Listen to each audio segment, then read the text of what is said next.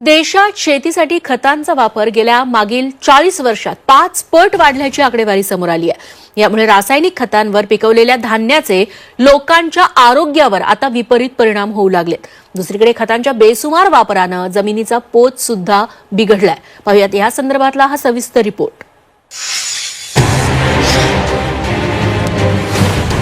रासायनिक खतांच्या वापरानं शेती नासली।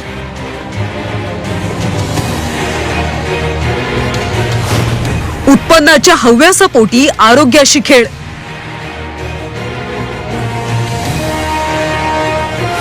खतांचा भडीमार, कॅन्सरला निमंत्रण। शेती आणि रासायनिक खत हे जणू समीकरणच झालंय। शेताचा नैसर्गिक पोत सुधारण्याऐवजी थेट रासायनिक खत मारून भरमसाठ पीक घेण्याची पद्धत रूढ झाली। पण हा शॉर्टकट आता लोकांच्याच मुळावर उठलाय। रासायनिक खतांवर पिकवलेल्या धान्याचे लोकांच्या आरोग्यावर विपरीत परिणाम होऊ लागले। दुसरीकडे खतांच्या बेसुमार वापरानं जमिनीचा पोत बिघडलाय। भारतात गेल्या 40 वर्षात खतांचा वापर 5 पटीने वाढलाय। 1981-82 मध्ये भारतात 60.64 लाख टन रासायनिक खत वापरले जात होतं। 2020-21 मध्ये खतांचा वापर 325.36 लाख टनांवर गेला। 2022-23 मध्ये हाच वापर 306.42 लाख टन एवढा झाला। सुरुवातीच्या काळात खतांच्या वापरानं शेतमाल उत्पन्नात वाढ झाली, पण नंतरच्या काळात शेतीचं उत्पन्नही वाढणं कमी झालंय। दुसरीकडे जमिनीची प्रचंड हानी झाल्याचं तज्ञ सांगतायत।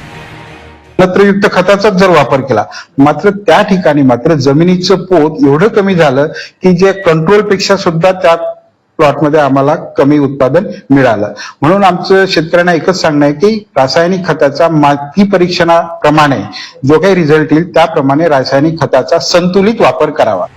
कीटकनाशक आणि खतांमुळे माणसाच्या आरोग्यावरही विपरीत परिणाम होत असल्याचं अभ्यासातून समोर आलंय। खतांमध्ये असलेल्या सल्फरमुळे अनेक आजारांना सामोरं जावं लागतंय, तर कीटकनाशकांच्या अतिवापरामुळे कॅन्सर, वंध्यत्वासारखे आजार जडत असल्याचं सांगितलं जात आहे। कीटकनाशकामध्ये बेन्झीन नावाचं जे एक केमिकल सूत्र आहे किंवा रासायनिक सूत्र आहे, त्याच्यामुळे कॅन्सर सारखे आजार बळावतात आणि त्याच्यामुळे अनेक प्रकारच्या कॅन्सरमध्ये होणारी वाढ हे त्याचं उदाहरण आहे।